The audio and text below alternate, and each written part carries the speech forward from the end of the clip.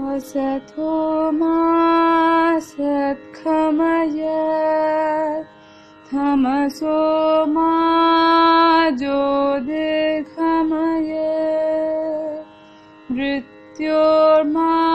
मृत्योर्मामृतं गमय ஒன்றே குலமும் ஒருவனே தேவனும் நன்றே நினைமின்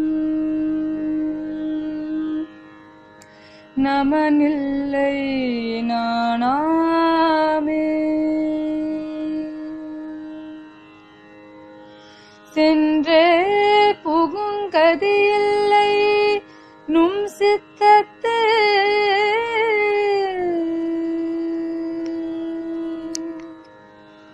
நின்றே நிலை பெற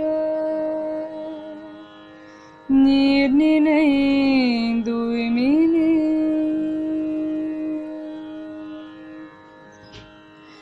ஓம் சாந்தி शांति शांति असतो मा सत्खमय तमसो मा ज्योतिर्गमय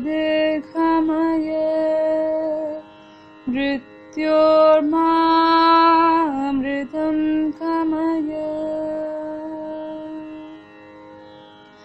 ஒன்றே குலமும் ஒருவனே தேவனும் நன்றே நினைமின் நமனில்லை நானாமே சென்றே புகுங்கதியில்லை நும் சித்தத்தே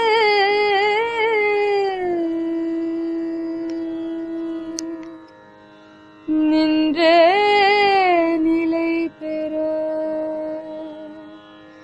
நீர் நினைந்துய்மினே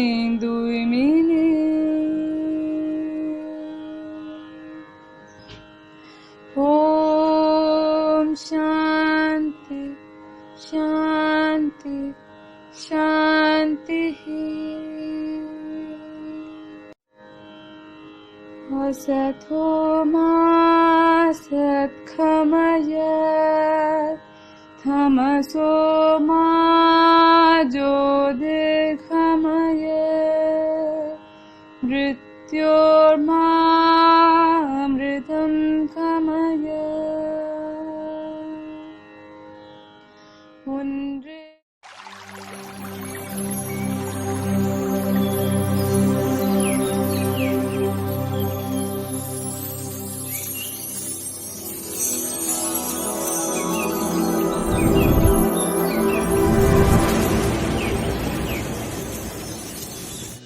Madurai is regarded as the cultural center of Tamil Nadu. The Pandya dynasty with Madurai as its capital was known to the ancient Greeks. Madurai appears on Ptolemy's map of the world. It was considered by foreigners as Athens of the south, known as Temple City. It is a sacred center or a cosmic center. It is ruled by goddess Meenakshi.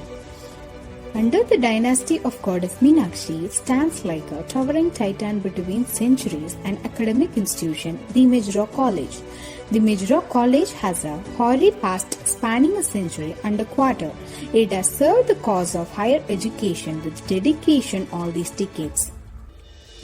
Department of Biotechnology was established in the prestigious institution, the Major College, as a self-supportive course in the year 2008 to prepare the students for this competitive field of science. The curriculum and syllabi is crafted to impart current advancement and understanding about biotechnology. The department works towards a vision to produce disciplined and competent students of high caliber to become socially committed and ethically strong to meet the challenges. To achieve that goal, the department mission moves in a path such as fostering excellence, adopting proper pedagogical methods to ensure quality education and academic excellence, and providing a conducive environment for learning following ethical, moral, and spiritual values. The curriculum is designed to meet the demand for evolving developments for the students would be competent to pursue higher education, acquire skills for career opportunities in various biotechnological industries. Upon completion of the course, students would have a thorough knowledge of biology. They would acquire the ability to work on their own or in group, and not the less good analytical thinking skills, and be able to use a computer and the main software packages competently. The department has a well-equipped laboratory with instruments such as centrifuge, spectrophotometer, chambers, electrophoresis units, deep freezers, etc. The department library has a wide collection of books of varied titles that numbers to 1600, and also books of various competitive exams. The classrooms are spacious with sufficient lights and aeration facility. The salient feature of the department includes enhanced learning opportunities, ability to match students' scholastic needs. CBCS and OBE will facilitate vertical integration of knowledge and holistic development of self. Continuous internal evaluation. A teacher offers a course assess performance of the students. All appropriate steps are taken to create and maintain infrastructure required for quality teaching and learning. Psychological counseling and guidance services through mentor system. Mental health is critically important to teaching learning processes, creativity and congenial environment in academic institution. This is not the end. There is a lot to learn, to explore, to achieve.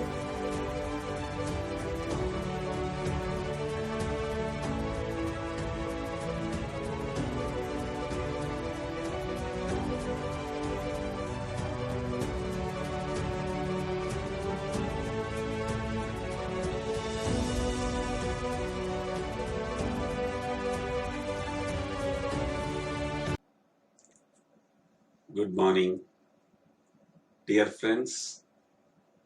Dr. Paneerselvam, organizing secretaries, research scholars, and my dear students. I am very pleased to be here today for the inauguration of this webinar on biotechnology in human welfare. This seminar is organized by the Department of Biotechnology of our college and supported and funded by the management of the Majra College.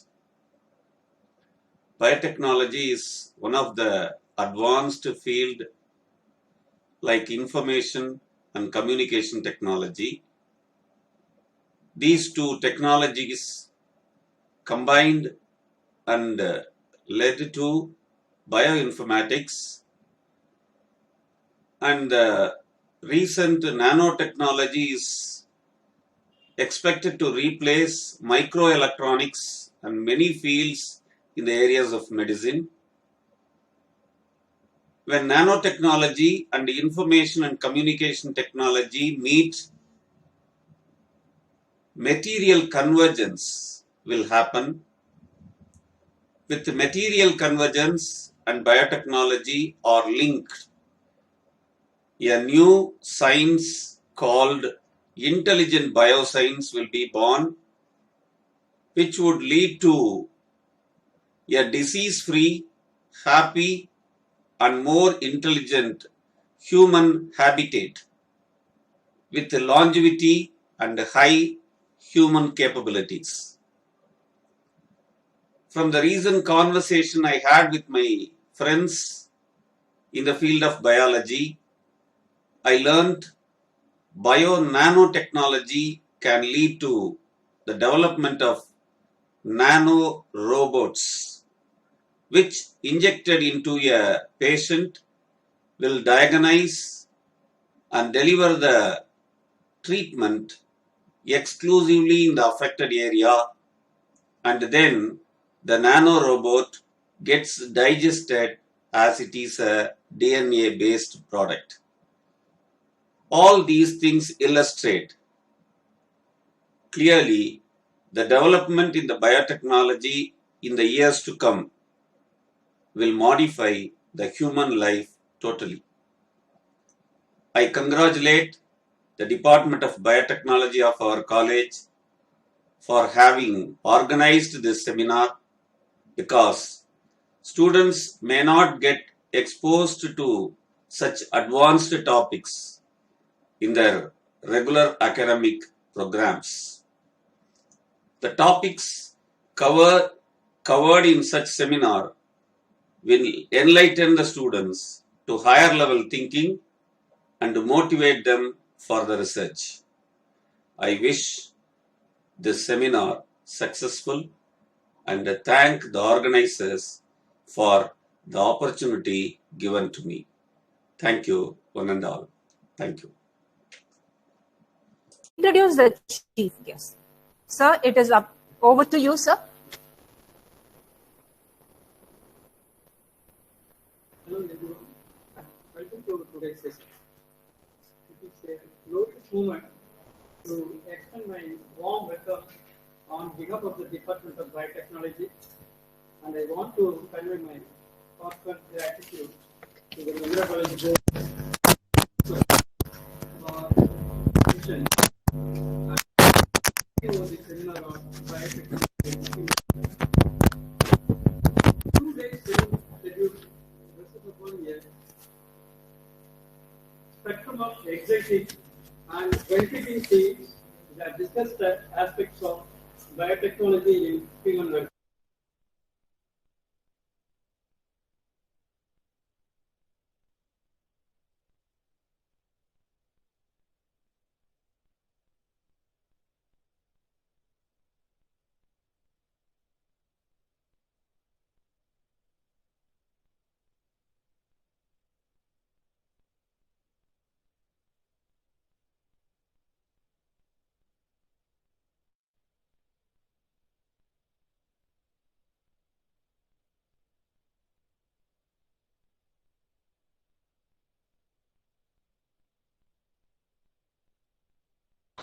I would like to introduce today's presenter, Dr. Velmurugan, who is working as a scientist at AMCH Research Foundation at Kovai Medical Center Hospitals, Coimbatore. So, coming to this Velmurugan's study area, he did BSc Plant Biology and Biotechnology at St. Joseph College, Tiruchirappalli, and later on he moved to MKU. He did MSc in Biochemical Technology, then he got awarded a PhD in 2015. So to his credit, he got many awards, especially I would like to tell you very few, because in his CV he has given a lot of things. So he got SERB Startup Research Fund Grant Award from DST in 2020. Then Young Scientist Award in 2017 from the Association of Microbiologists of India. Then he got Institute of Postdoctoral Fellowship from Indian Institute of Technology, Chennai. Then he was awarded International Max Planck Research Fellowship in 2008 from Max Planck Society, Germany. Then he was the first time holder and won Merit Endowment Awards during his undergraduate studies. Coming to the research areas, so far he has published 14 manuscripts. Most of them are well credited, and more than 8 impact factors he got. Then he has published 2 book chapters in 2 different books. One is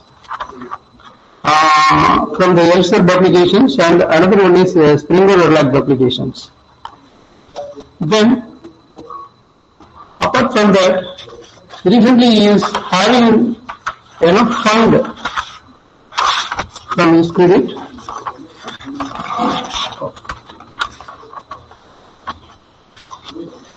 So, coming to this ongoing and completed projects, as a principal investigator, he recently got 2022-23. He received an Interference Center for Promotion of Advanced Research Center (DST), 1 crore and 90 lakhs thousands from the Indo-French Center for Promotion of Advanced Research.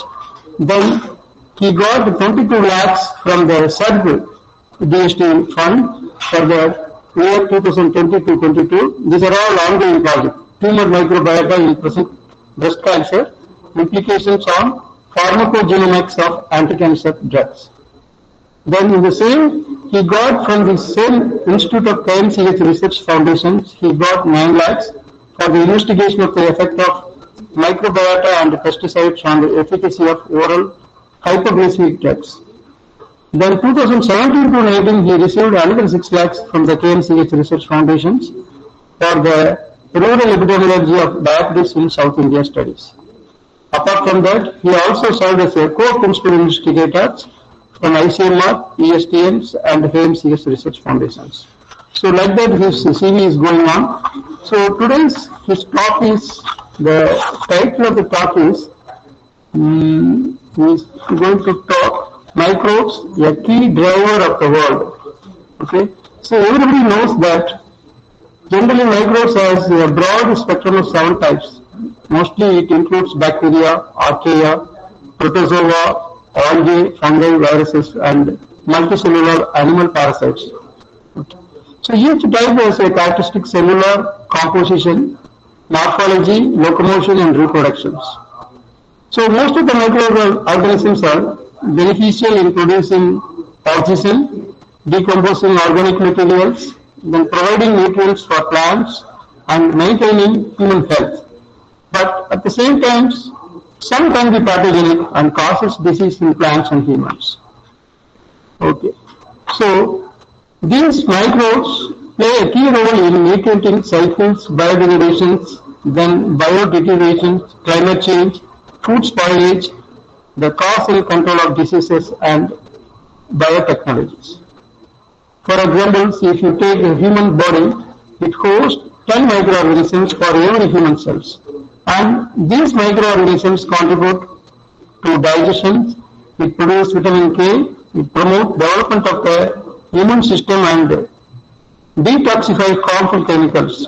And of course, microbes are essential to making many foods with the enzyme we enjoy, such as bread, cheese, wine, like that. So now I welcome Dr. Velmurugan for his speech. Okay, thank you, sir. Thank you for the excellent introduction.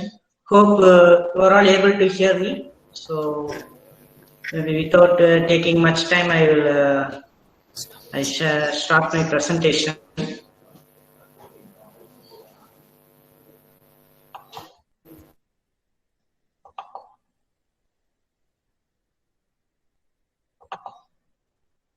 So are you able to see my screen? Yes, sir. Yes, sir. Okay. Thank you.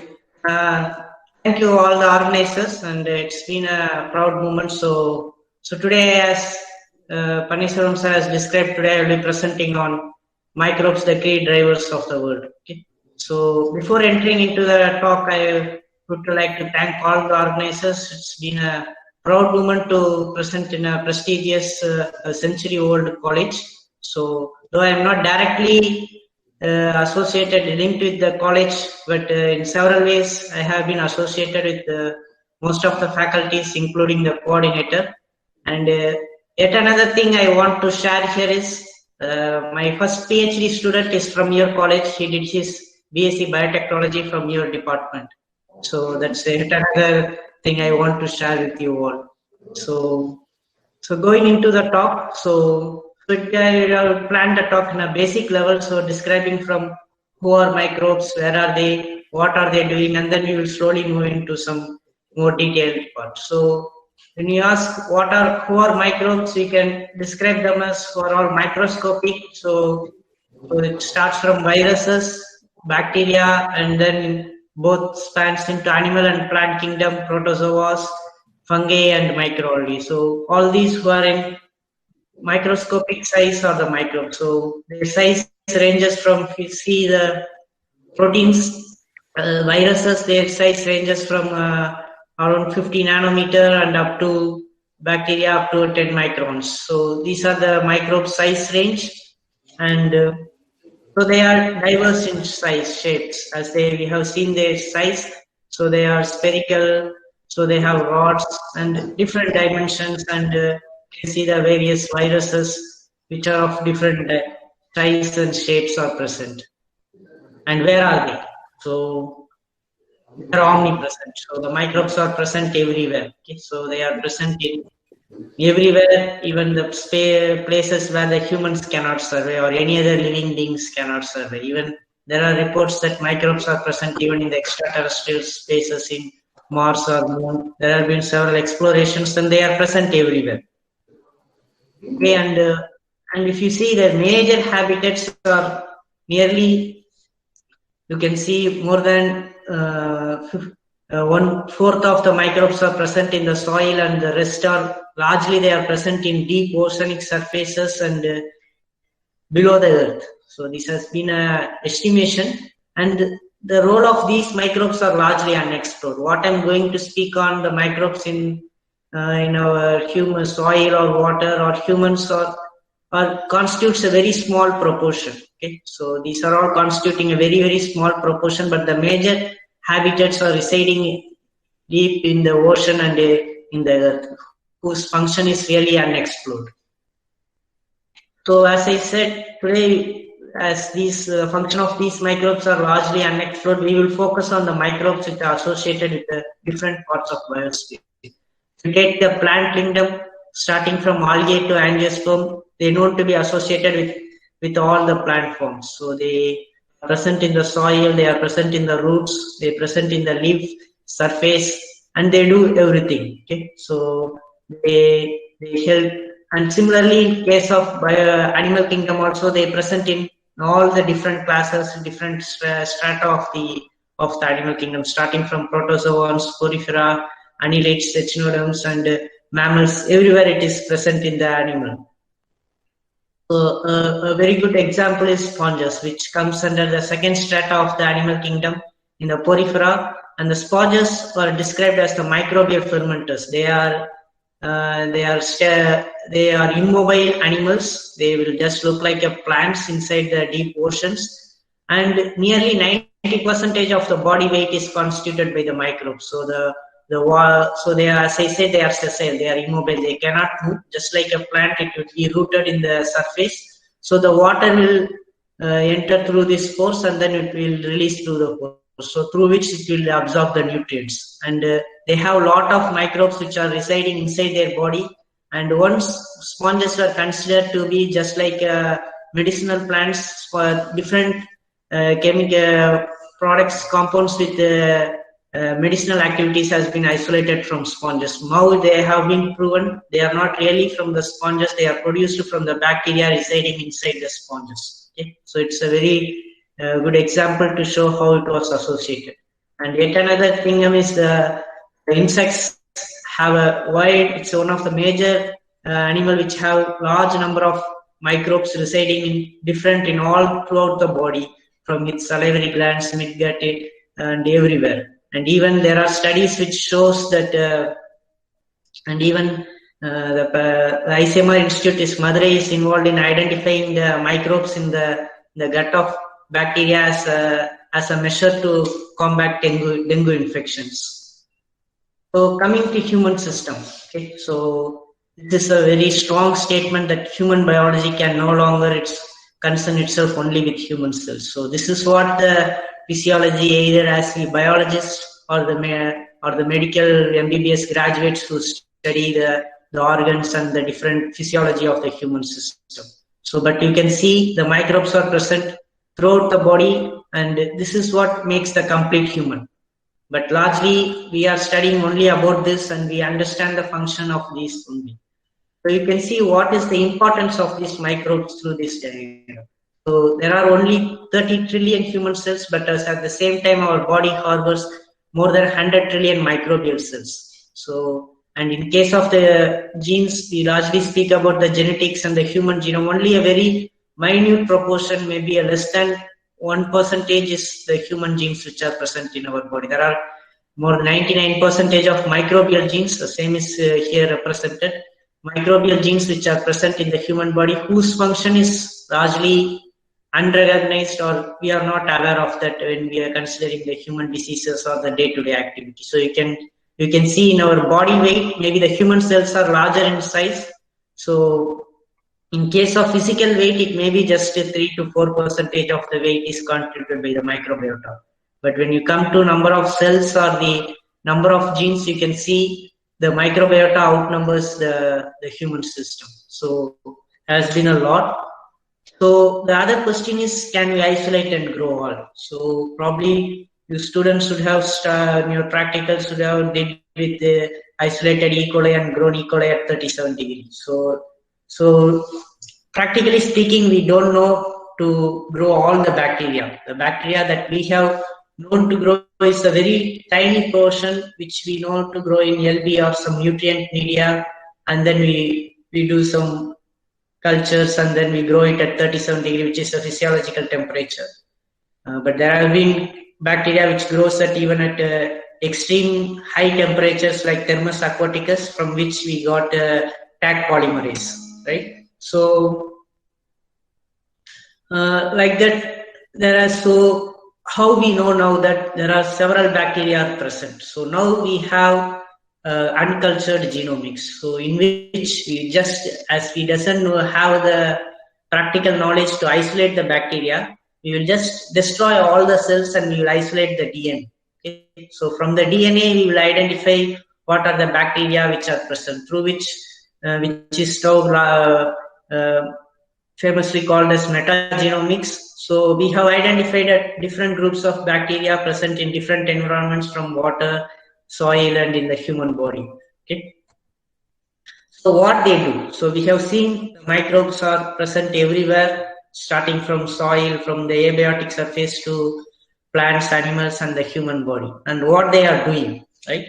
Are they just simply presenting and exploiting us, or they are really doing something? So the thing is, so especially during this COVID-19 pandemic, you can see the advertisements everywhere. They are mentioning for all the products. Even I have seen some advertisements for wall paints, and everywhere they are mentioning it kills 99.9% of the microbes. So, but in reality, not all the microbes are not bad. Okay, so I will say 99.9% are good.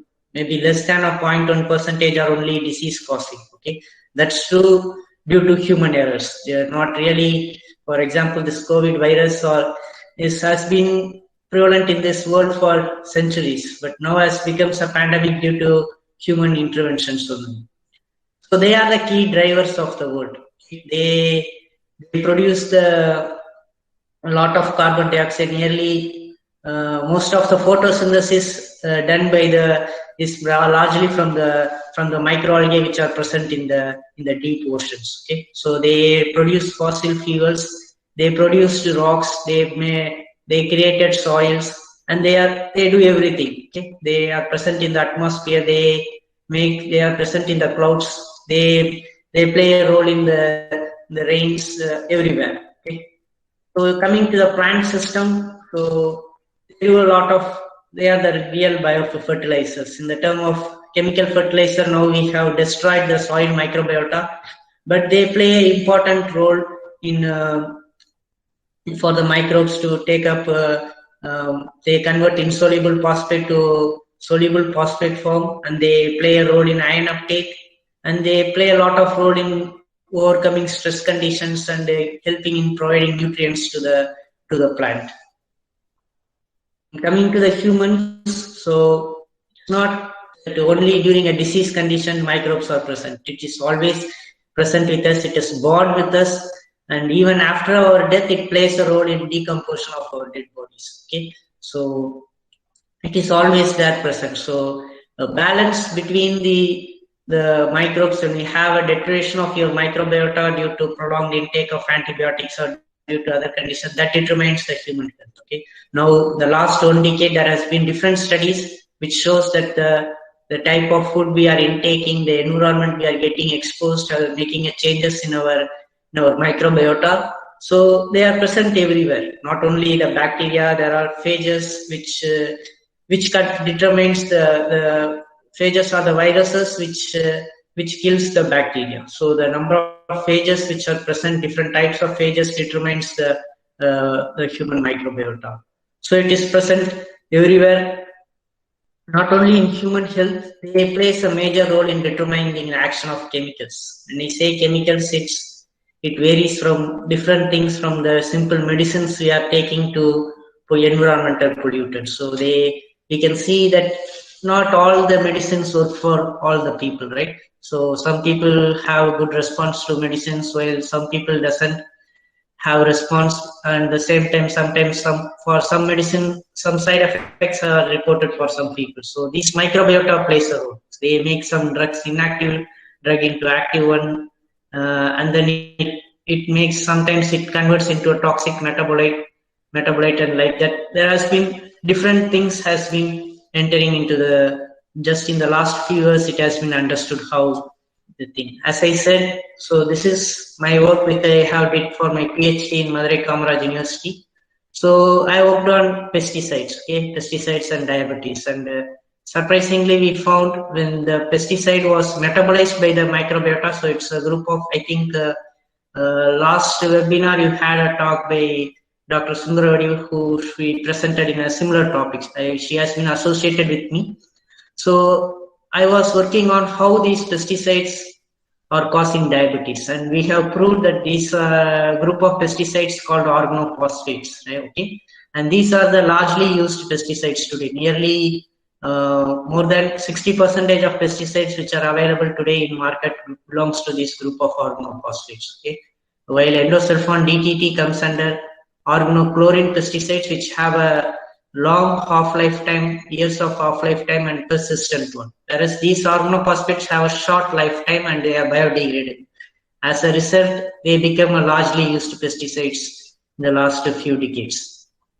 So you can see these pesticides, as I said, they are biodegradable through this star represents the pesticides. They enter our gut, our system through the food as they are contaminated and heavily sprayed with different pesticides, and these bacteria converts them into some gluconeogenic substrate like acetic acid, which is then converted to glucose. So this was a complete study has been done starting from an epidemiological level by understanding how much diabetes is prevalent among the farmers who are exposed to pesticides, and then followed by animal studies, and then at the gene and the molecular level we have studied, and we have proved that the gut microbiota plays a role in this pesticide-induced diabetes. So this was published in Genome Biology, which has an impact factor of 18.5. So in our study, we have showed that pesticides are metabolized by the microbiota. Similarly, different groups from different parts of the world have showed how microbes residing within us plays a role in metabolization of the chemicals like arsenic or different organic pollutant. Bisphenol A is a compound which is present in plastic. So you can see the plastic bottles, like for children feeding bottles, it would be mentioned as BPA free. Okay, BPA is bisphenol A, which is a endocrine disrupting chemical and a very toxic compound. Okay, so maybe the plastic bottles we are using are largely having this BPA. That's why you can see specifically the feeding bottles mentioned as BPA free. And saccharin is artificial sweetener, okay, which has been proposed as an alternative to sugar. So you can see in advertisements and everywhere for diabetes people, even many medical doctors are suggesting, which is present even in Coke and Pepsi. Okay, but there has been shown that these saccharin are inducing diabetes through microbiota. Okay, and these emulsifiers are present in cakes and other substances. And we have also did another study on another compound called 4-methylimidazole, okay, which is a coloring agent present in Coke and dark chocolates for that coloring. So we have shown that it induces pancreatic cancer, which are not presenting today, which also work done in Madurai Kamaraj University. So based on all this, we have proposed that at present, when a drug or a chemical is induced, it undergoes a toxicological risk assessment to make sure that it doesn't harm humans. It's applicable for even vaccines also. But though has been lot of knowledge has been generated on microbiota, but there has been no there is no inclusion of microbiota in the toxicological risk assessment. So in our recent paper, we have proposed that microbiota should be included in the toxicological risk assessment to understand what changes caused by the drug on the microbiota, and at the same time how the chemical is getting modified, because we have seen in case of this organophosphate pesticide that pesticide is being converted to a gluconeogenic substrate that is being converted to leading to diabetes. So this is a brief workflow we have proposed. So coming into the current scenario, so COVID-19 pandemic and microbiota. So now we are all just sitting in front of the screens, which we never thought before exactly 1 year before, because in the last January only, COVID-19, it was detected in December 2019. So it has been termed as coronavirus disease 2019. That's why it is shortly called as COVID-19. So exactly 1 year back, we never thought it could create this much situation which we have heard or seen in our lifetime. So how this microbiota associated with this COVID-19 pandemic? That's what today I'm going to discuss. So I'm going to speak on two different aspects. So what is the role of microbiota which are present in our body, plays a role on this SARS. So the virus is called as SARS-CoV-2. Okay, the disease is called as COVID-19. The causing virus is called as SARS-CoV-2. So and then the other aspect is, so in case of just protecting ourselves from this COVID-19 infection, there has been a lot of disinfectants has been used in the last 1 year. So right from whether it is from starting from the human skin, and it has been sprayed everywhere. I have seen it was sprayed on when I have seen the Chief Secretariat building at Chennai is being sprayed completely with sodium hypochlorite. So it has been released everywhere, right from buildings, water bodies, soil, everywhere. It has been lot of things has been sprayed everywhere, and we are also using till date. We are using lot of things on our using these disinfectants. So today, first we will see about which is the work done by us to understand the role of microbiota.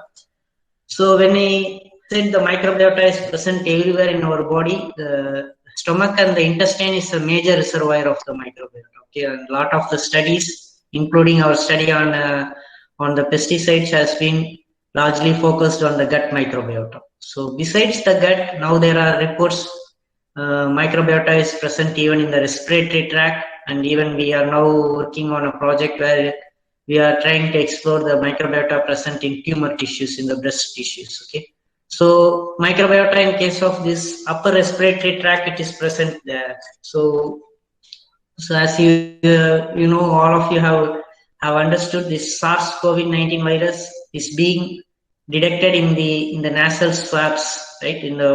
Not from the blood, or in the blood only you can detect the antibodies. So they are present, and this upper respiratory tract is a natural reservoir of the microbes in our human body, and there is a lot of studies which show that these microbes play a key role in the gut, and they send signals, and they plays a key role in pulmonary health and diseases. So we thought, and in the parallelly we have seen not everybody got infected with this COVID-19. A person who is staying in the same house, the husband is infected, but the wife is not infected, and not all the infected people had serious complications. Not all the people who had serious complications need medical interventions, and not all the people who had a serious complication entered mortality. So that we have seen a huge variation in the COVID-19 outcomes. So we thought maybe the respiratory tract would be playing, the microbes present in the respiratory tract would be playing a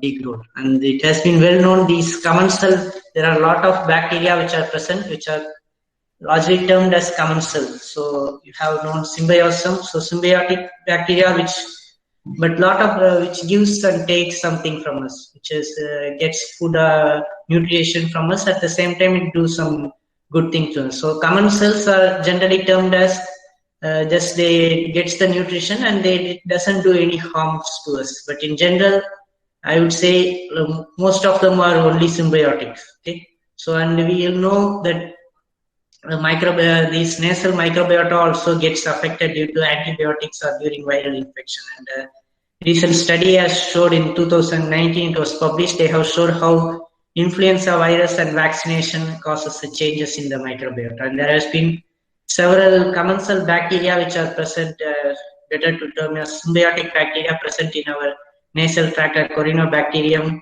which produces some antibacterial fatty acids. They themselves are bacteria and they produce some free fatty acid which inhibits pathogens like Streptococcus pneumonia. And there has been a recent study which has been an ecological study where they have identified a similar group of frogs present in a wild community, okay, in forest. Frogs which are present in one region got affected with a viral infection, while the frogs which are present in another region was not affected. When they studied the two groups of the frogs, they understood that a group of microbes which are present in the skin of the group of frogs produced resistance to this viral infection. So based on this background, we questioned ourselves why the nasal bacteria could provide the resistance to the people, or could play a role in the different outcomes due to COVID-19. So, and also it has been well known that most of the deaths which happens during this COVID-19 are due to viral infection. We can have seen like VIPs like SPB have died, but it has been declared the people can visit his body since there is no COVID-19 infection was over, but he has died due to secondary bacterial infections. So there has been a lot of studies which showed that during influenza the secondary bacterial infection, and now only there is a little bit data on the role of secondary bacterial infection during COVID-19 mortality. Whether due to this COVID-19 mortality, these pathogenic bacteria has becoming more potent and they are causing the disease. So as I said, these are the different questions we asked ourselves. So does microbial diversity of the upper respiratory tract of a person determine his susceptibility, recovery or response to treatment or mortality due to SARS-CoV-2? Does this virus infection disturbs the microbiota of upper respiratory tract? Does this disturbed microbiota leads to proliferation of pathogenic bacteria that adds to morbidity and mortality due to COVID-19? So if we can understand all this, can we develop specific antibiotics which can target a single targeted species, or is it possible to recover the lost symbiotic bacteria just like probiotics? That's what our question. This is how we have started this study. And since this is a very, very potent virus, there has been a lot of restrictions, and we need called as BSL-4 facility, biosafety level 4 facility to handle this virus. So since in our institute, even BSL-4 is present just in 3 institutes in all over India, and now only Tamil Nadu Veterinary University is establishing the facility. So we came across this publication from a US group who has worked on using this. So generally lab animals like mice or rats are not susceptible to this SARS-CoV-2 virus. So they use this animal model called ferret, which is taxonomically closely related to cats. So they have used this, and they have published an article on how it makes changes in the host gene expression. Okay, they have collected nasal washes after infection, and they have studied in the nasal epithelial cell what genes has been expressed. So we established a collaboration, and whenever people study on the host transcriptomics, always there will be a set of when I say transcriptomics, it will be millions of reads of RNA will be present. So they will just match with the human genome. Always there will be a 3 to 5% of unmatched reads. People generally don't care about that. They will just discard it. So we just took up those reads, and so this is the what they have did. So they have included influenza viral infection also, and they have collected nasal wash at different timelines. Okay, and then they sequence. So they have deposited in a public database in PubMed. So we have downloaded a sequence from that, and then we mapped the unmatched reads which are not matched with the ferret genome to the microbial genomes. And what we have found is this is similar to what they have reported in the case of post-transcriptomics. They have reported influenza infection, this IVIV is influenza, okay. They have reported that during influenza there has been a major change in the post-transcriptomics, but in case of SARS-CoV there is a less or very few changes has been reported. Similarly, you can see, so these are the different group of bacteria, just like when when we read in taxonomy like protozoa or porifera, these are the different bacterial phyla which are present, Proteobacteria, Bacteroides, Firmicutes, which are at the phyla level. So you can see this light blue gamma Proteobacteria has been proliferated during influenza infection, but you can see it is not, still it is increased, but there is not a major change. But you can see still there are many differences at the within, so you can see chlamydia has got reduced. So like that at the phyla level, there has been differences. So next what we did is we just studied at on day 7 at the orders, different bacterial orders, how it has been changed. You can see there has been this Burglarteria. So we see an inverse correlation between influenza and SARS-CoV-2. Both are a viral infection which are attacking the lungs. But we see the microbiota shows a differential thing. You can see this Burglarterials is getting reduced during influenza infection, but at the same time, in the animals which are infected with SARS-CoV, there has been increase in virus. Similarly, in case of Chromiatails, we don't see any variation.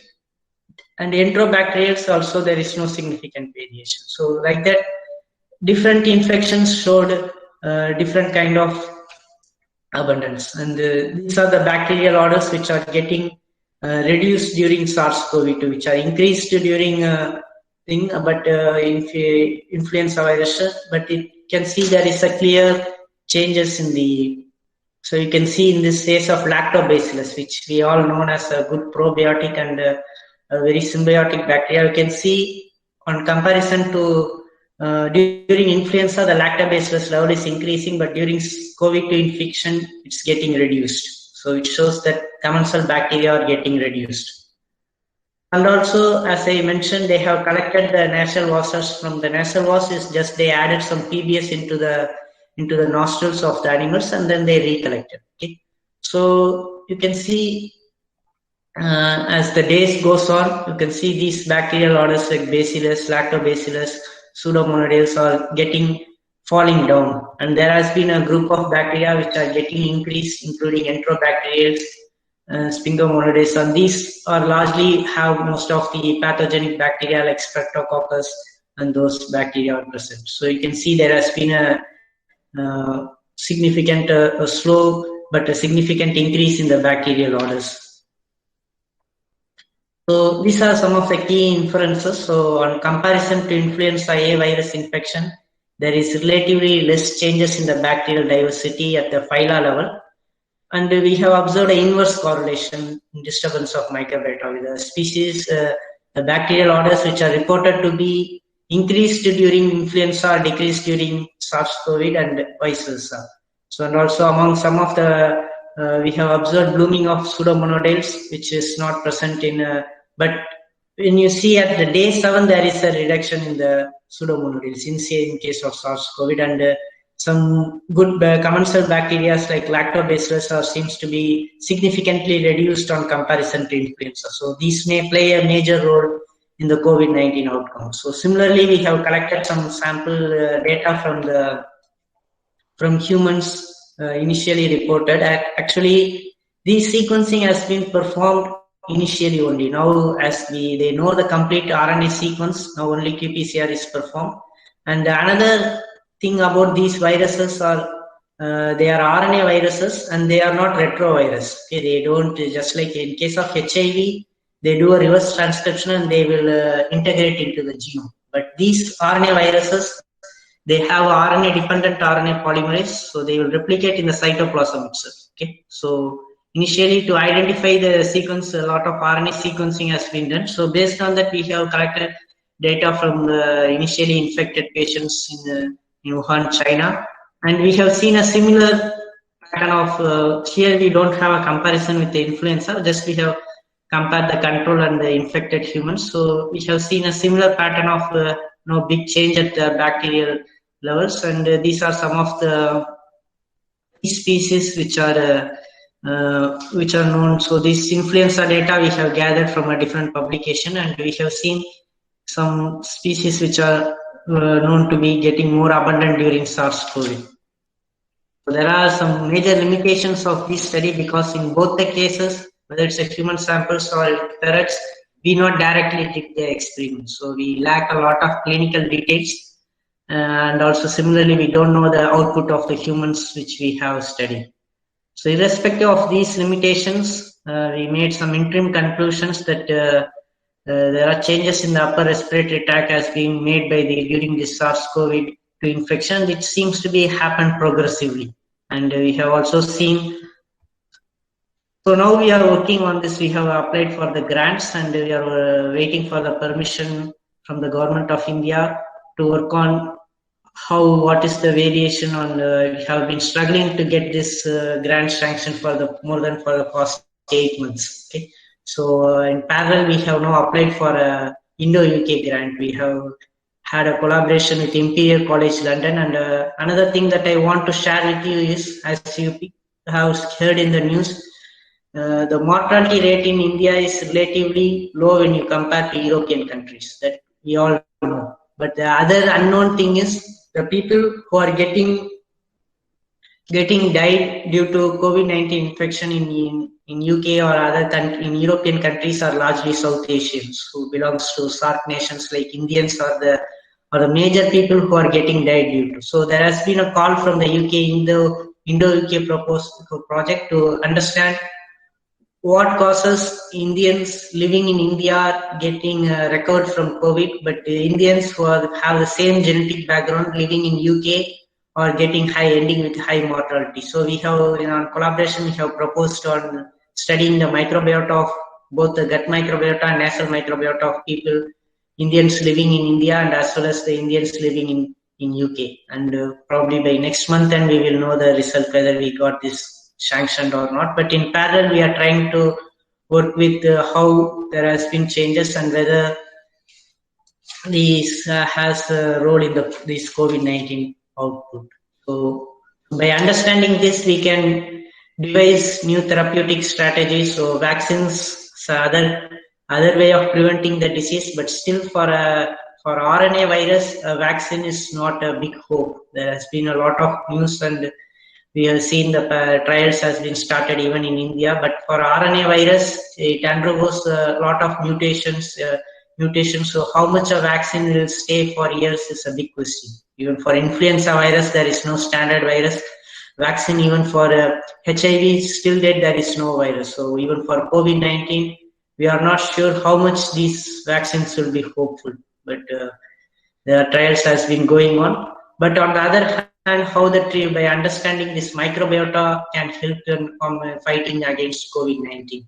So the one way is by understanding if there is as I said, any antibiotic or these things will kill everybody. So we can target some specific bacteria, specific antibiotics, or some strategies can be developed to kill the secondary bacterial infection.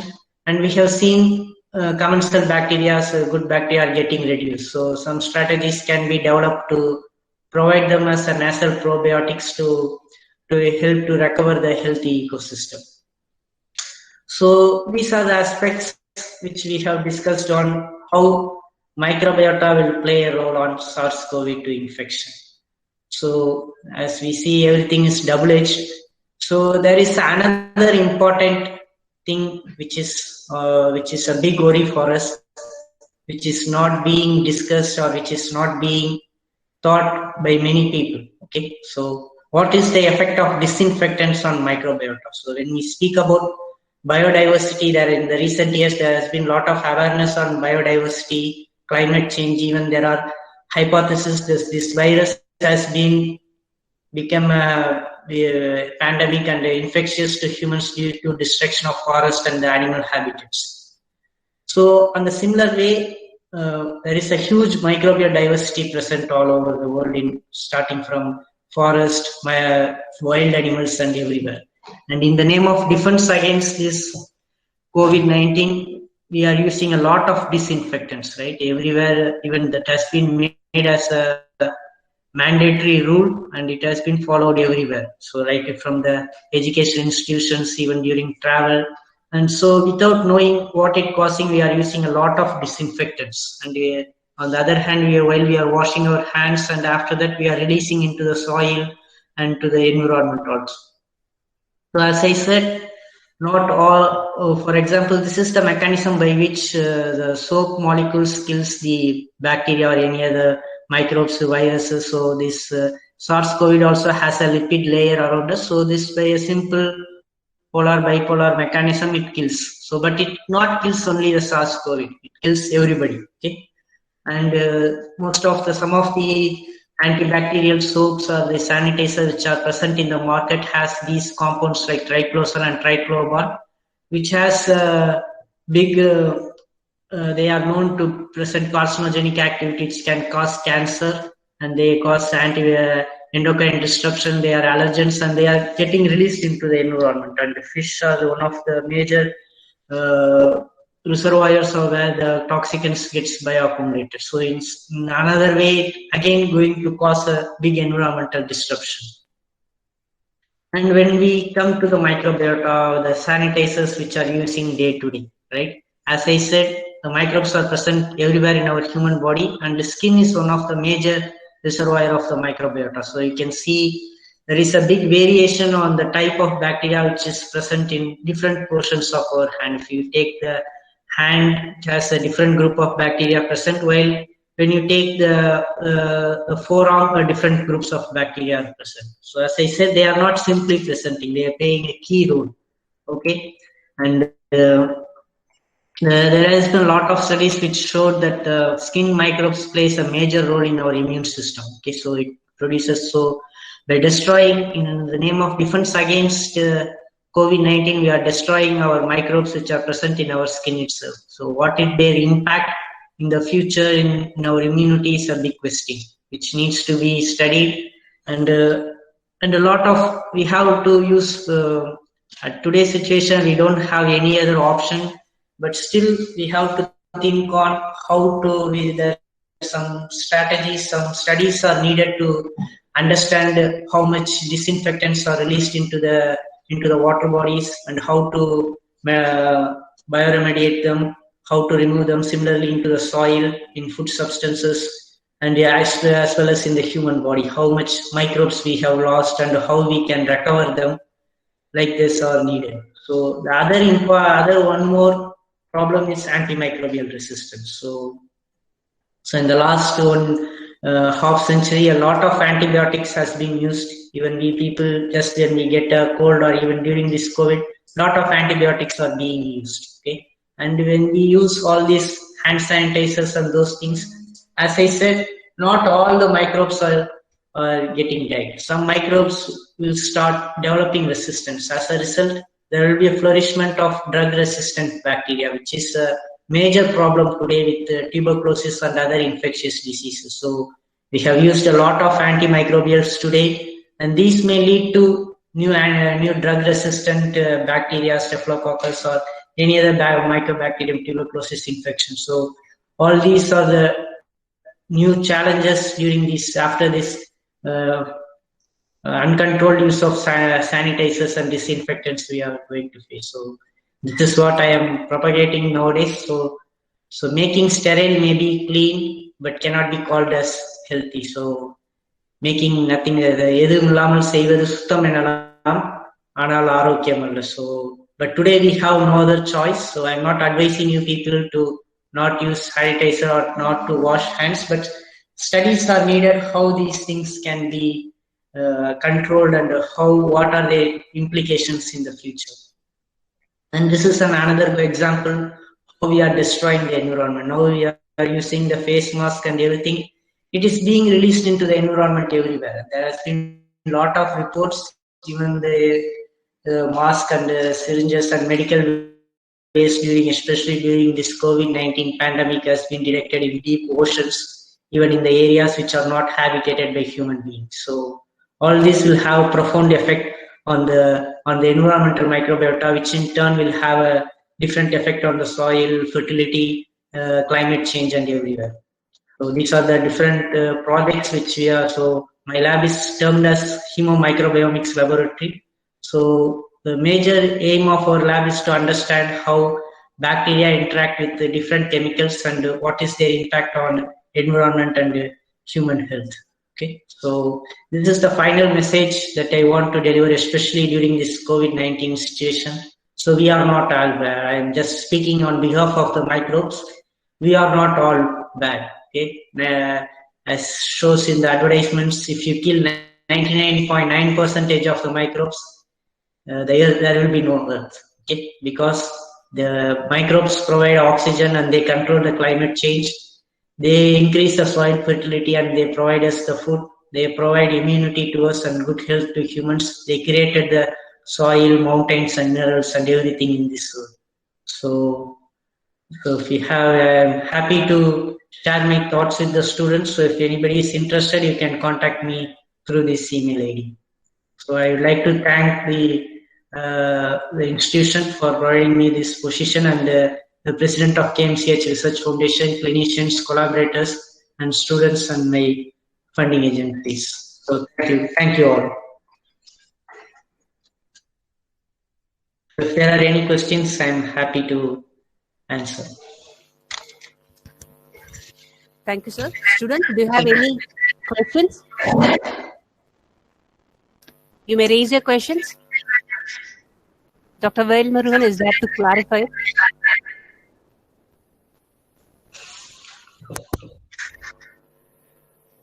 Yes.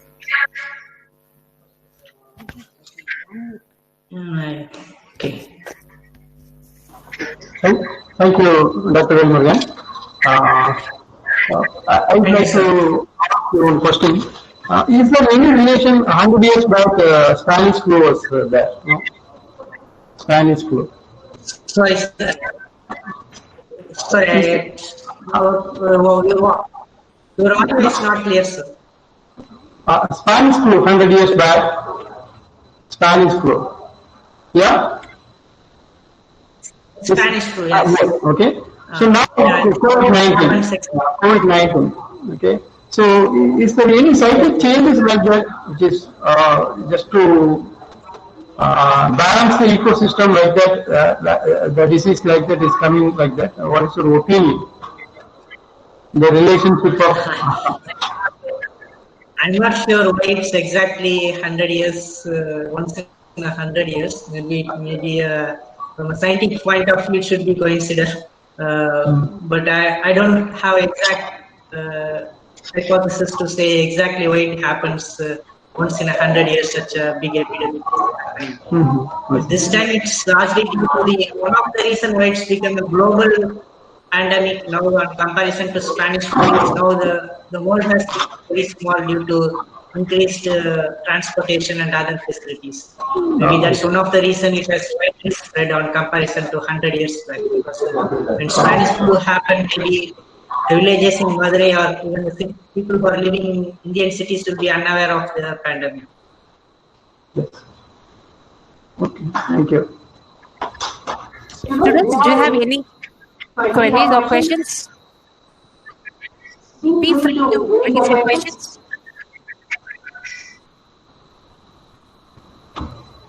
So maybe I will just type my mail ID in the chat box. The students have any, they can contact me by email if they want any clarification or they want to know more about the work. Definitely, sir. They might have some hesitation to raise the question in the group. We will ask you in person. Okay. Thank you, sir. Thank you for your scintillating presentation. The one thing we have been so astonished is that making sterile weekly but not healthy. This is what everyone knows, but we are not being used to it. We are using the disinfectants now and then continuously, though it is some negative effects.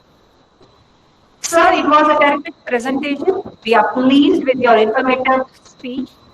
Thank you, sir. It is really a fun to us when we come to know that your first PhD student is from our department. That itself is a great motivation to us. Yes, you maintain a remarkable poise in the face of a potentially hostile audience. Thank you, sir. Thank you once again.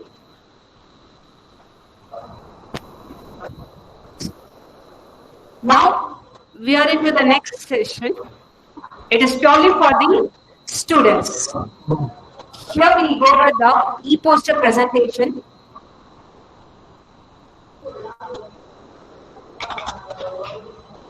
Students, this is your arena to exhibit your talent. So today we have 4 students to present their e-posters. Virtual seminar run by Technology Human Welfare. The e-poster competition is to be present. The first participant who is here to present his e-poster is Deepshika, 3rd BSc Biotechnology. Deepshika, are you ready? Yes, ma'am. Yes. You can start with the presentation.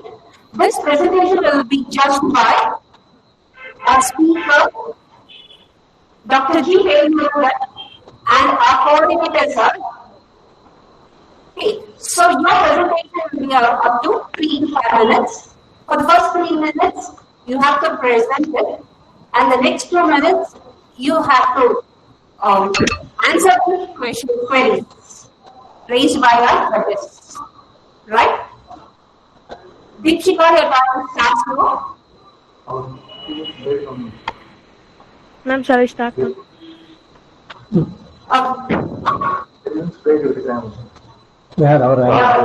Okay. Some prerequisites. We'll meet in next 10 minutes. You be on time. இப்போ வந்து அந்த என்ன சாரோடைய நல்லதுன்னு போட்டுருங்க. அப்போ சரியா கேட்கல. அது பிரின்சிபல் சார் இருக்கு. நான் ஷேர் தான் பண்ணிவிட்டேன் கூகுள் டிரைவ்ல இருந்து. அவங்க உங்கள்கிட்ட இருந்தா கூட அந்த கூகுள் டிரைவ் அட்ரஸ்ல இருந்து ஷேர் பண்ணுவாங்க. இல்லை இப்போ பிரின்சிபல் சார் எடுத்துக்கிட்டேன். என்ன பேசுறதுக்கா அந்த மெயின் டைம்ல அவங்க இதுல தான் குறகுறன்னு இருக்குது. அவங்க இருந்து ஷேர் பண்ணுவாங்க. மொபைல்ல போட்டு அது நல்லா வருது.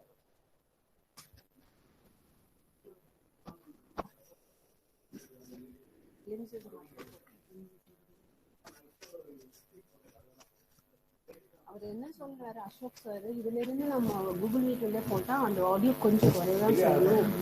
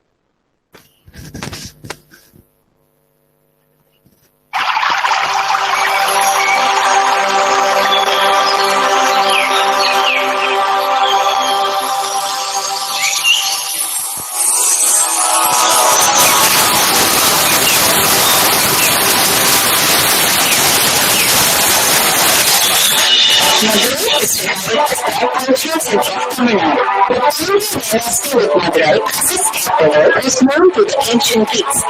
Madurai appears on Ptolemy's map of the world. It was considered by foreigners as Athens of the south, known as Temple City. It is a sacred center or a cosmic center. It is ruled by Goddess Meenakshi.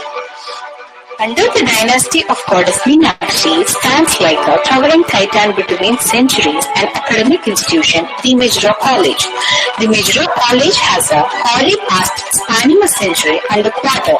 It has served the cause of higher education with dedication all these decades.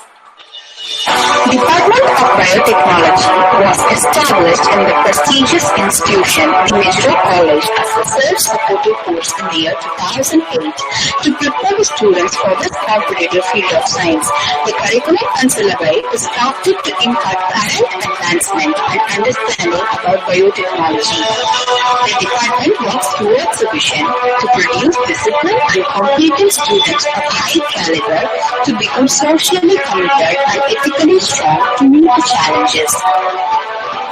To achieve that goal, the department mission moves in a path such as fostering excellence, adopting proper pedagogical methods to ensure quality education and academic excellence, and providing a conducive environment for learning, following ethical, moral, and spiritual values. The curriculum is designed to meet the demand for evolving developments for students to be competent to pursue higher education, acquire skills for career opportunities in various biotechnological industries. Upon completion of the course, students would have a thorough knowledge of biology.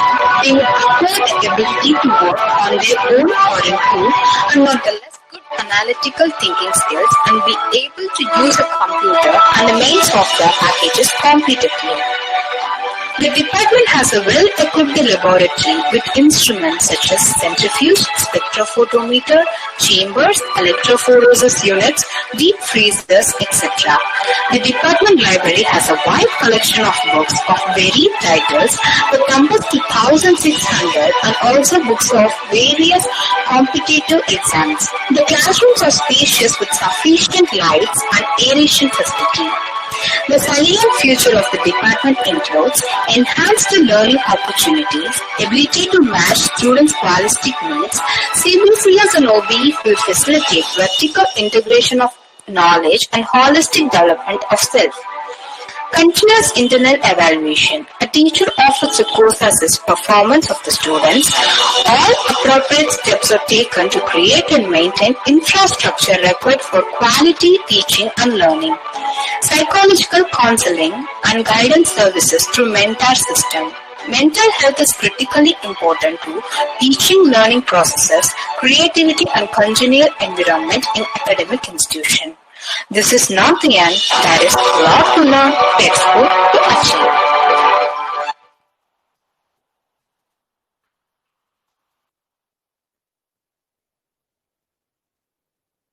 It is really wonderful to watch the glimpses of the biotechnology. Really, the credit goes to Hariharan, 3rd BSc Biotechnology, who has crafted this video, and also the voice been read by, rendition has been done by Ratnashri, 2nd BSc Biotechnology. Hats off to you, the boys and girls. So definitely you can, you have proved this, you can do anything if opportunity strikes. So we'll just continue with the e-poster presentation. First, it is over to Deepshika. Deepshika, are you online? Yes, ma'am. Okay, you can start with your presentation. Good morning to everybody. I am Deepshika, 3rd Biotechnology. I am here. I am going to present my poster that is about drug delivery by nanoparticles. Drug delivery by nanoparticles is an emerging technology. If you want to know the need of the technology in current situation, we have to see the defect of the current medication techniques. Current medication techniques involve the usage of pills for any diseases to be cured. If diseases want to cure, then the pill should reach the specific site of infection and do its action. If it doesn't reaches the specific site or only a small amount of the drug reaches the specific site, it won't be effective against that disease. On the other hand, if the pill reaches the site other than the infected site, it leads to the side effects. But in case of nanotechnology, it differs. The mechanism of drug delivery in both the cases is same. The size matters. In case of drug delivery by nanoparticles, drugs are carried by nanoparticles. Nanoparticles are ultra fine particles which are usually sizes about 1 to 100 nanometer, as they are very small in size and also they can carry a large payload of drug. Nanoparticles act like a vehicle. A truck exactly means a biotruck. The biotruck was loaded with the drug and injected into one's body. When it reaches the specific targeted site, it releases the content of the drug. Now we see about the mechanism of the drug delivery. The mechanism doesn't difference in both current medication system. It means the pill and the nanoparticle delivery. If you want to cure any disease, the drug should reach the specific site. Before that, it has to cross the 5 barriers in our body. The mechanism is a delicate mechanism, but we can see in a short manner. The first barrier is our stomach. When we take up the pill, it first reaches the esophagus. Then it goes to the stomach. That acidic environment of the stomach can easily degrade our drug in case of pills. But in case of nanoparticles, it doesn't affect any of that. Then approximately after 37 minutes, the pill enters into the intestine. Intestinal wall was so small, so some of the portion of the pill has to degrade, and because it should be chemically fit. But in case of nanoparticles, as they are already small, it doesn't affect any of this. Then the pill reaches the barrier liver. Liver has many enzymes. Even the pill was degraded in this place. But nanoparticles didn't affected by this barrier. The next barrier is bloodstream. After passing through this, it reaches the final barrier, the blood-brain barrier.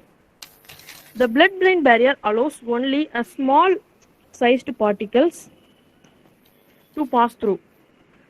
If our pills were very large in size, it cannot pass through and it wouldn't be effective against the disease. But in case of nanoparticles, they are very small and can easily cross through the blood-brain barrier and can reach the targeted site easily.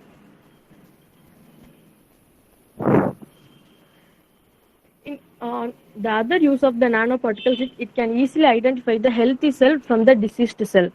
In case of diseased cell, it produces certain chemicals on the surface. So the nanoparticles can easily identify the difference between the healthy cell and a diseased cell.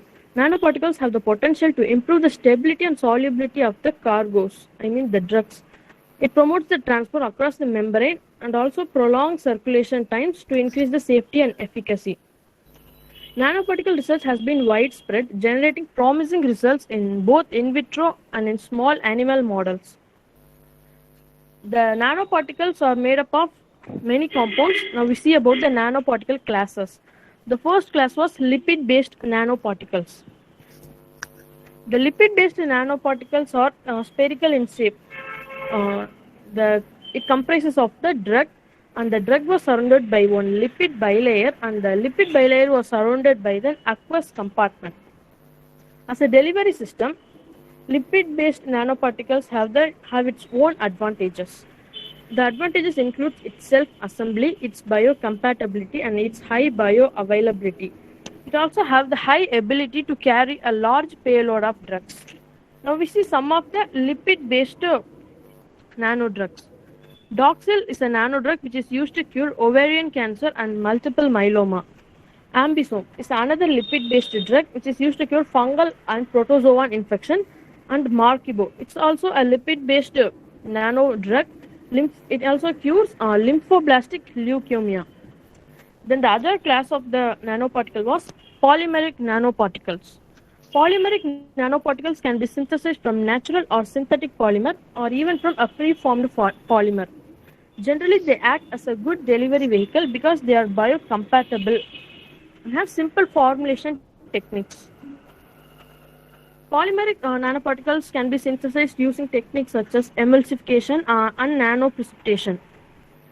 In this case also, the drug was encapsulated within a polymeric nanoparticle core, which is entrapped in a polymer matrix.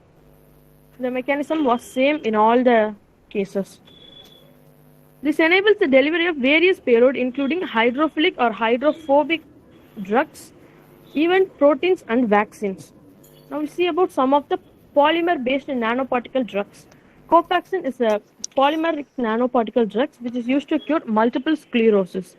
Eligard is also another polymer-based nanoparticle drug which is used to cure prostate cancer. Adenovate is another drug which is used to cure hemophilia. Then the next class of the nanoparticle was inorganic nanoparticles. Inorganic materials such as gold, iron, and silica are being used to synthesize a nanostructured nanoparticles. They are also used in drug delivery.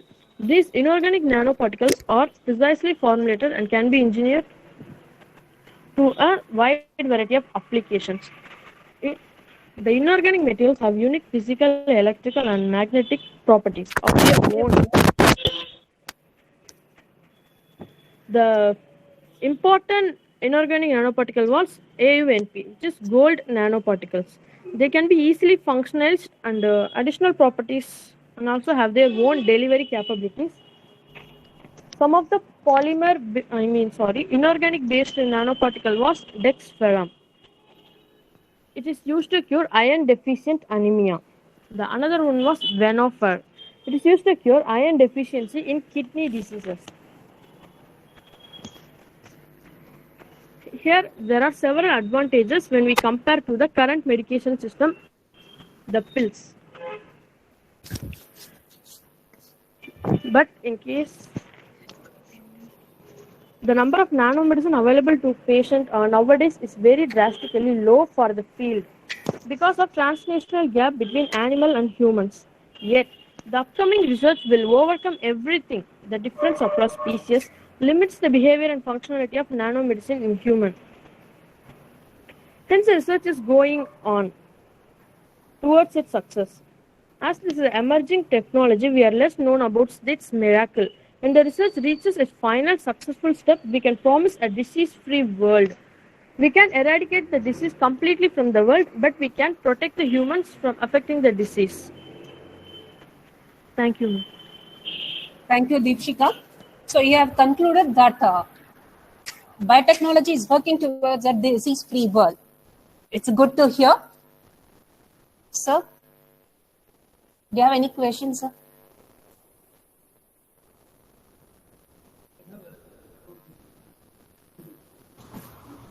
What's the current scenario about the nanoparticle drug delivery? Deepshika? Yes, ma'am. So what is the current scenario of the nanoparticles as a drug? Sir, ma'am, the research is going on, ma'am. Ma'am, Doxil is successfully treated for ovarian cancer, ma'am, nowadays. In America, it is widely used to treat the cancer, ma'am, mainly ovarian cancer, ma'am. Here, sir.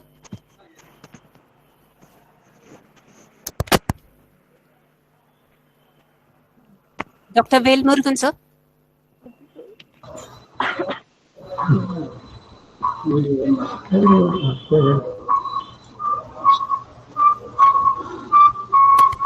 Dr. Velmurugan?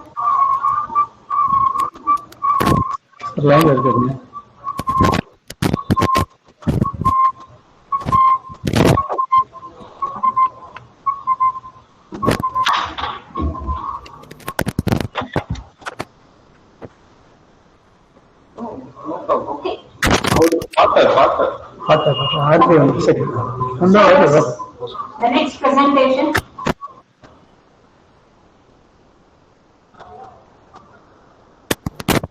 Sabarishan.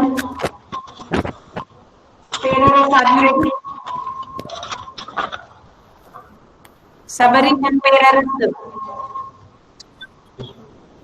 Yes, ma'am. Good morning, ma'am. Yeah.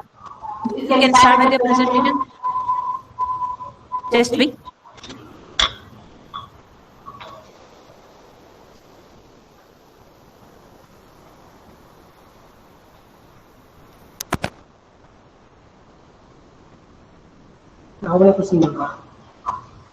அவரு வேணாம் சொல்லிருங்க sir. அப்புறம் யார் வர்ற? Somebody, you just presented orally. You did not go with your e-poster presentation. You just have a look into the presentation which we are sharing.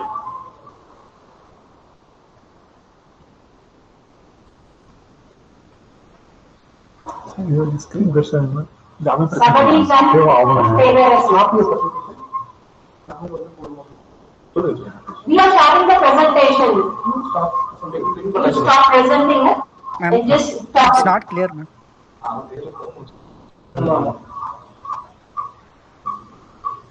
It's not clear, ma'am.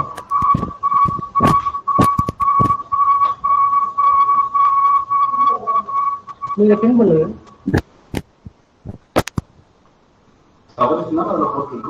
சொல்லுங்க.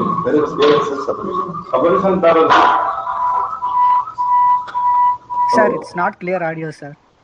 Hello? Audio கிளியரா இருந்தீங்க sir. ரெண்டு பேர் phone இருக்கு. யாராவது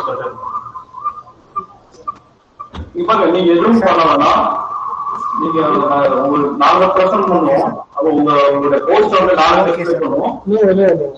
நீங்க வந்து அதை பார்த்து நீங்க பிரசன்ட் பண்ணா நீங்க என்ன போஸ்டர் நீங்க மெயில் பண்ணீங்களோ அந்த போஸ்டர் இப்ப நாங்க டிஸ்ப்ளே பண்ணுவோம். Okay sir. Okay sir. ஓகேவா? நீங்க வந்து அந்த பிரசன்டேஷன்ல பார்த்து நீங்க சொன்னா போதும். Okay sir. நீங்க வேற எந்த பிரசன்ட் ஸ்கிரீன் எதுவுமே கொடுக்கறது. Okay sir. இப்போ உங்களுக்கு ஸ்கிரீன் தெரியுதா உங்க பிரசன்டேஷன்? ஐ மீன் உங்க போஸ்டர் தெரியுதா? Yes sir. Yes sir. Okay. Somebody can pay their respect. We can start the presentation. Okay. Good morning, everyone. First, I thank Department of Biotechnology for this opportunity. Let's go through the presentation. Leukocytes in the blood have to be removed before the transfusion in order to avoid blood-borne diseases and some side effects. What are all the side effects we can facing? Allo immunization to histocompatibility antigen, which means allo immunization, immune response to the foreign antigen encountered through to cells or tissue from genetically different member of the same species. White blood cells may suppress the recipient immune system. We already know that. So leukocytes provides no benefit to the recipient but can carry bacteria and viruses to the recipient, which may lead or cause to some diseases. And viruses like cell-associated viruses like cytomegaloviruses, CMV, Epstein-Barr viruses, and T-cell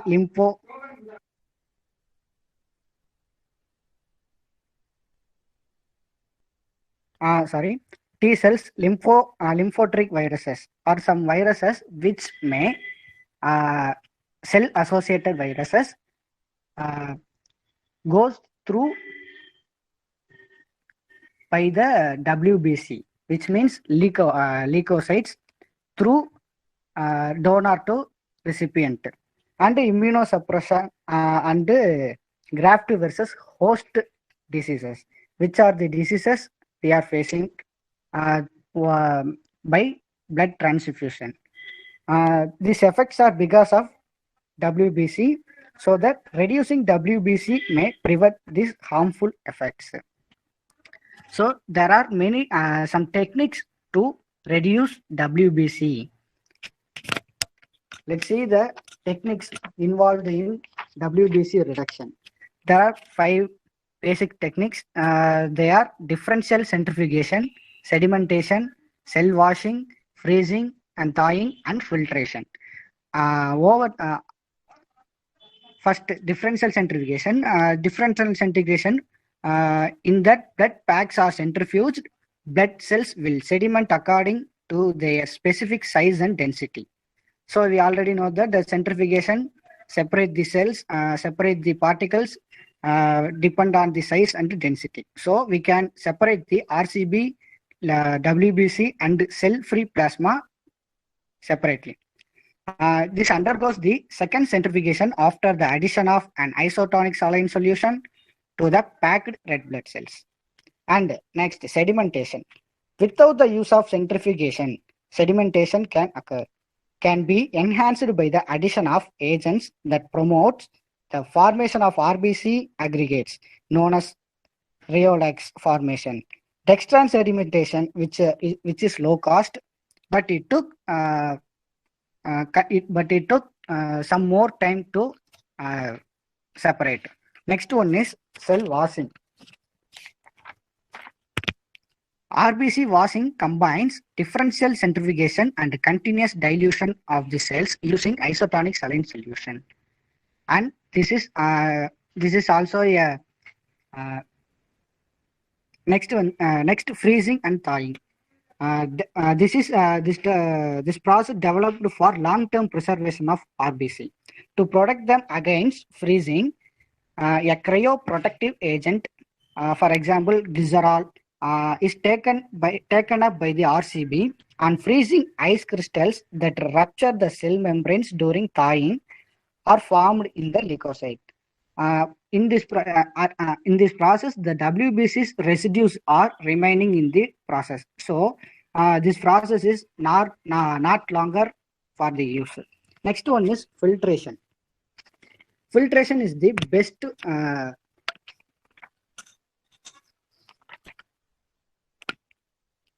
yes, of course. Filtration gives more efficient to the separate the RBC.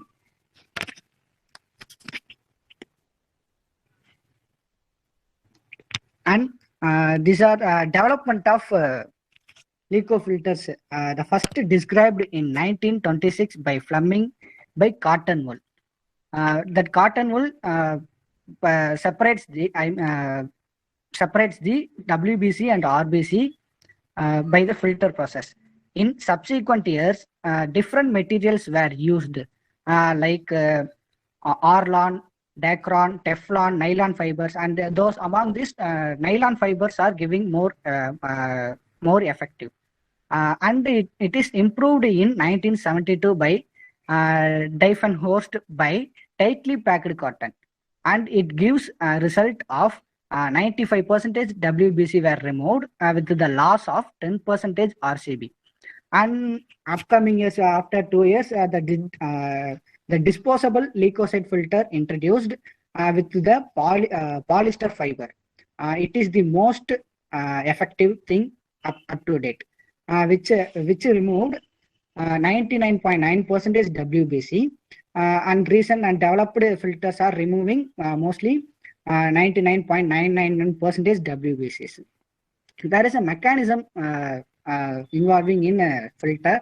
They are cell sieving, pore size effect, margination effect, complement action, cell addition, surface chemistry, surface charge, surface wettability, and many more.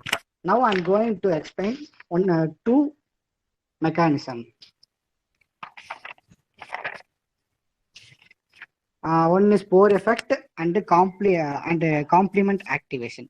Pore effect, we already knows that the size of the RBC and the WBC. The size of the RBC is 7.5 to 8.7 micrometer in diameter and 1.7 to 2.2 micrometer in thickness, and WBC 12 to 17 micrometer in diameter. So that we can conclude that RBC is smaller than WBC. So that the filter has filtered the smaller particle. It allows the smaller particles down and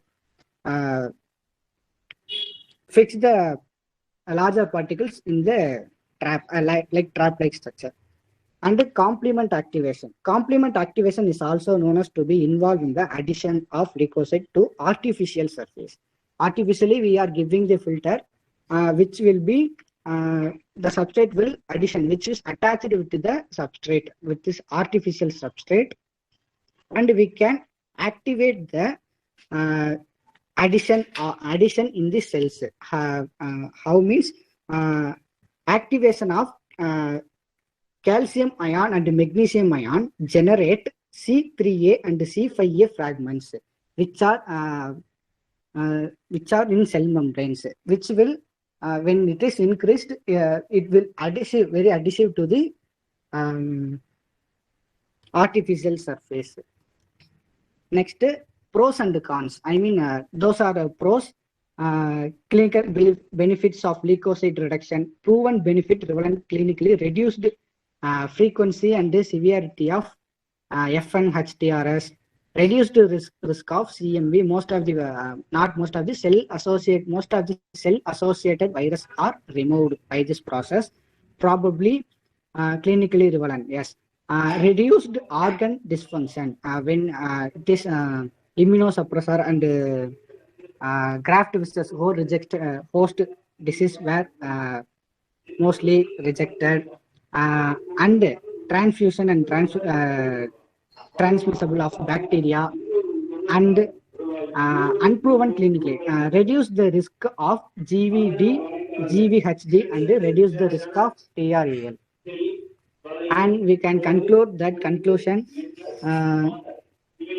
from this stage. Now the currently available leukocyte filters more and more effective, and it is 99% the leukocyte from whole blood reducing, whereas the blood cell loss only very small. Although current filters performs are acceptable, optimization is still desirable. Thank you.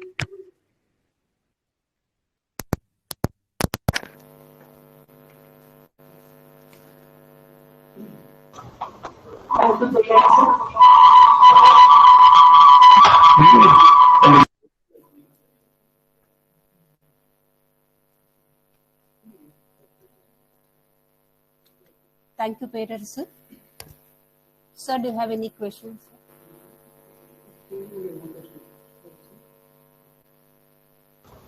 So, thank you, Mr. Paral, sir. Thank you, sir. Okay.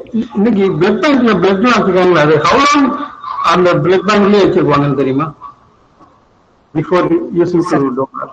Clear கேக்கல sir. Sorry, sir. Presently, the blood in the blood bank, the bloods Okay, are being stored. So, do you have any idea how long it can be stored in the blood bank? Ma'am, yes, ma'am. Blood bank. 42 days. Ma'am, in India, ma'am, this process, in the process வந்து ரீசெண்டா இப்ப very small countries, அதாவது very few countriesல தான் ma'am பண்ணிக்கிட்டு இருக்காங்க. அதாவது இந்த WBC வந்து செப்பரேட் பண்றது.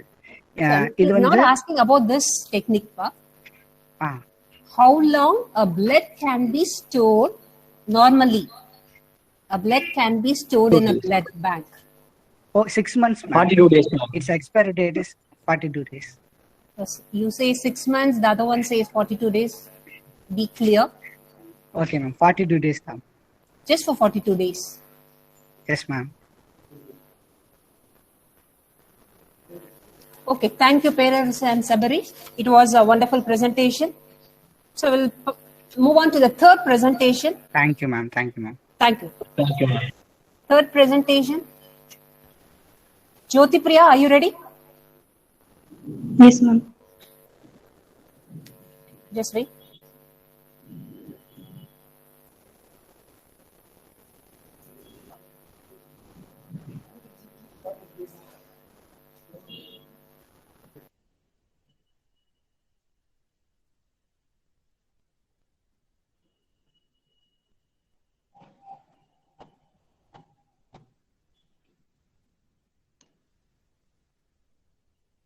Shall I start, ma'am?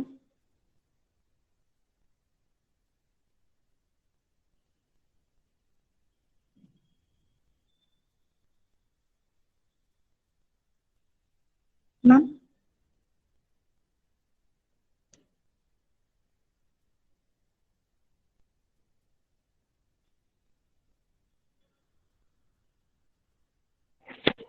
Jyoti Priya?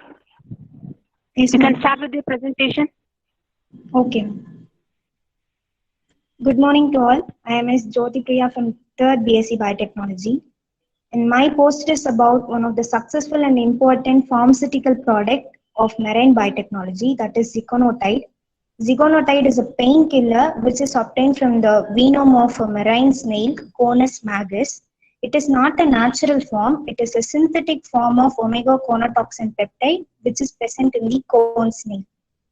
Conotoxin means it is one of the group of neurotoxic peptides which differs species to species. And the ziconotide was discovered in the early 1980s by the scientist Michael McIntosh, and it was developed into an artificially manufactured drug by Irish Elan Corporation. And it was also approved for the sale under the brand name Prialt in 2005. This drug was mainly used by the patients having a chronic pain, severe chronic pain, that is prolonged pain caused by AIDS, cancer, or neuropathic pain. The main mechanism of this painkiller is it blocks the N-type voltage-gated calcium channel. This calcium channel present in the nerve terminals, dendrites, and also in the neuroendocrine cells. The main function of this calcium channel is to release neurotransmitters, and it also involves in the pain pathways. So this blockage action inhibits the release of neurotransmitters and it blocks a pain signal which results in the pain relief. And the ziconotide is also called as intrathecal ziconotide because of its administration route. Intrathecal means administration of drug into the spinal canal. And the therapeutic use of this ziconotide is, it is also suggested for the patients with certain pre-existing mental disorders like psychosis. And it has an excellent safety profile with no neurotoxicity, no mutagenicity, and no inflammation, no teratogenicity. Teratogenicity, the word teratology means that it is a study of abnormalities, so no teratogenicity and low immunogenicity. It also has some side effects. If this drug is overdosed, they may cause with trouble in breathing and also in meningitis. The future prospect of the ziconotide is the omega conotoxin peptide. This is a biochemical or under research to develop a drug to treat a brain injury. And ziconotide offers some deep understanding regarding the future development of new analgesic drugs, which has the same mechanism of ziconotide, but might improve safety and tolerability.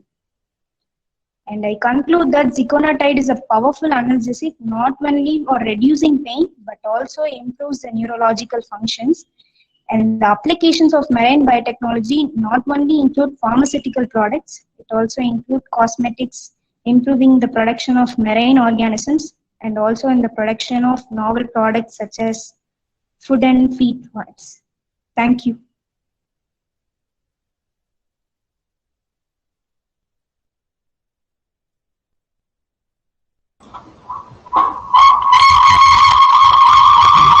Thank you. I would like to ask a simple question. Is there any relationship between mutagenicity and carcinogenicity? So both are same, sir. Mutagenicity is sudden change, and carcinogenicity is also its which forms cancer cells. Okay. I am asking only what is the relationship?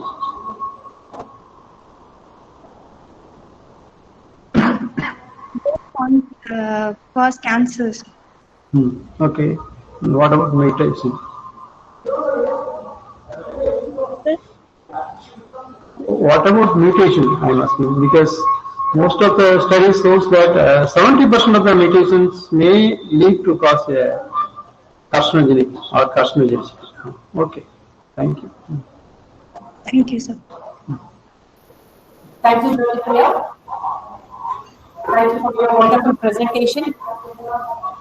Next presentation is by Vishnu Kumar, 2nd BSc Biotechnology. Vishnu Kumar, are you ready? Yes, ma'am.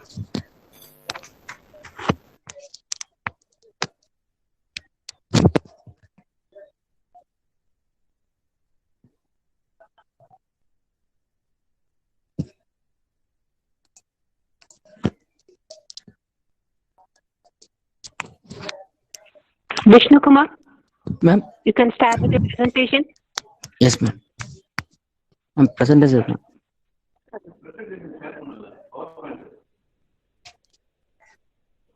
Yes, Lee.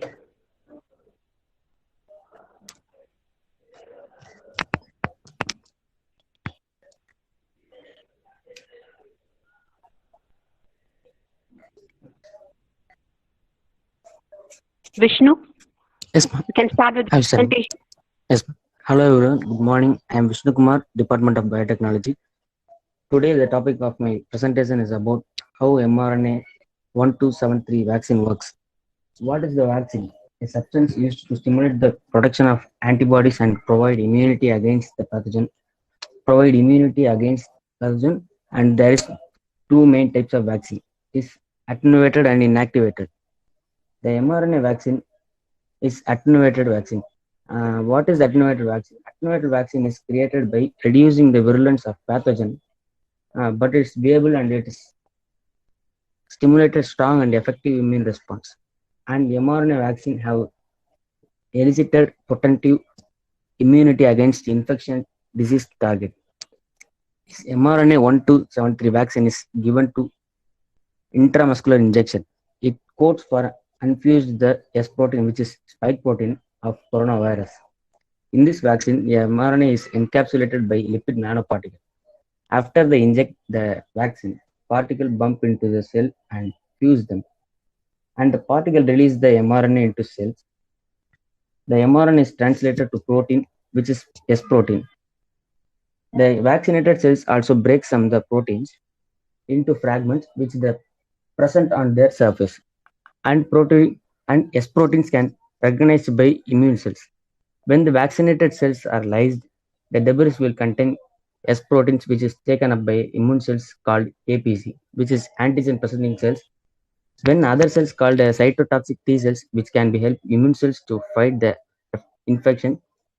And one of the immune cells, B cells, some B cells are able to lock the spike proteins.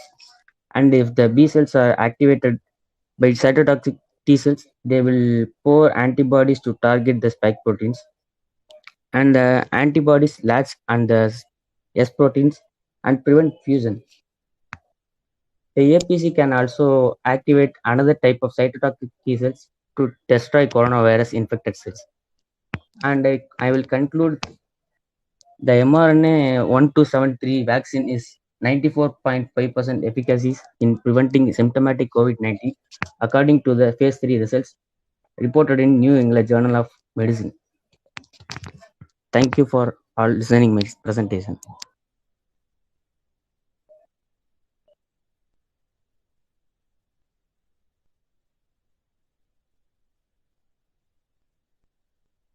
Thank you, Vishnu Kumar.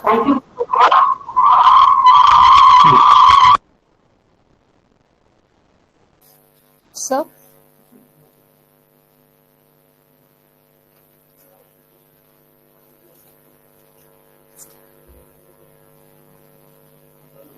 Hello, Vishnu.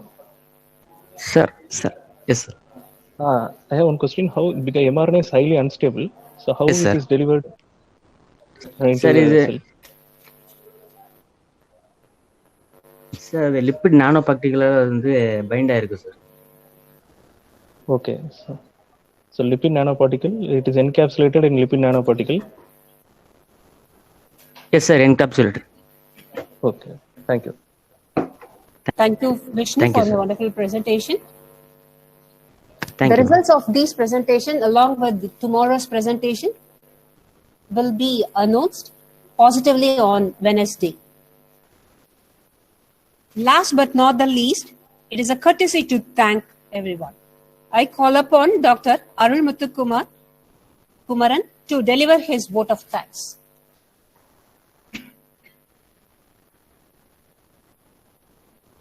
Thank you, ma'am.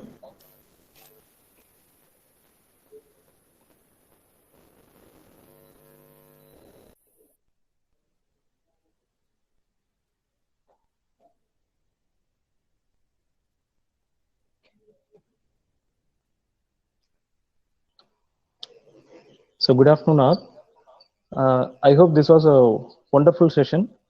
that had a guest lecture by a speaker on a modern topic, and it was also a new experience for the students to present their posters. So I hope that you enjoyed. And now it's a time for thanking the people. So I will go by, so I made a slide. So we have to thank so many, since it is our maiden attempt to make an e-seminar. So first of all, I would like to thank our Mizora College board. So they encourage us by funding every year to organize such seminars. We thank our secretary and treasurer, who also constantly encourage us and by their visits and also by their words. And we have a special thanks to our principal, Dr. J. Suresh, and we approached him to give an inaugural address. Even he was busy, he agreed and made a wonderful inaugural address within a short span of time. So thank you very much, sir. And of course, so our KMR sir, he used to encourage us continuously. So if he was here now, he would have encouraged and he would have joined us. So thank you, sir. Then we have to thank our coordinator, Dr. N. Panneerselvam. So we have a wonderful coordinator who organizes us very well.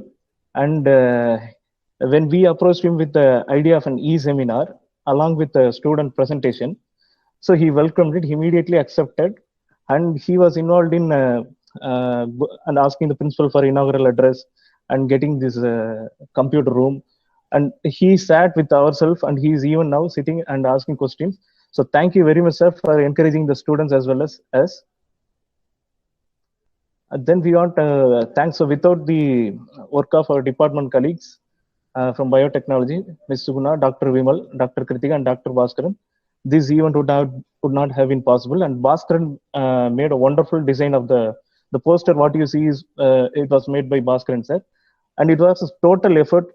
They made a contribution in each and every part, and it was a very good one. Of course, tomorrow you have one more session, so let us see. So thank you very much for our department colleagues. Then again, there was also much support which came from department colleagues from our Department of Microbiology. So thank you so much. And then Mr. Ashok Kumar from Department of Computer Science, Assistant Professor. So he was so instrumental in making arrangements for this e-seminar in Mohan Hall of our Mizora College. So without his help, we would not have possible to host this seminar. So thank you, Ashok. Then of course, we have to thank our non-teaching staff and lab assistants. So their help was also there, whatever would be minimum or maximum. So we have to thank them.